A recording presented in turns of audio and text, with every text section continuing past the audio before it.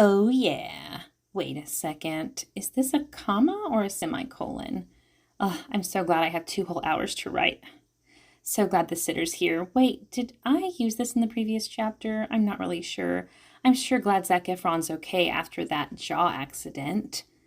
Wait, I can't write this because if Jan was to read this, she'd find out what I actually believe and then she'd uninvite me to that fancy book club with the fancy wine and all those depressing books about rape and genocide. Ah!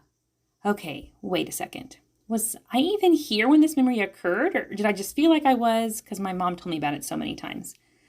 Okay, I'll just call her and verify this. Okay, where was I? Back to this. Navigable. Navigable. That's an impressive word. I'll use the word navigable. Then I can be one of those fancy pants authors on podcast interviews and say things like, if readers don't have a thesaurus after they read my book, then I'm not doing my job.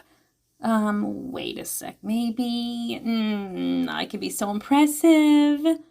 No, I don't want that. Sounds kind of like a dick to say those kind of things, so forget that. But I do like the word navigable. Navigable. Navigable. Yes, it wasn't the most navigable college experience for me, but I survived until my roommate turned out to be my long-lost twin and changed everything. Long-lost twin? Lindsay Lohan? I gotta Google Lindsay Lohan.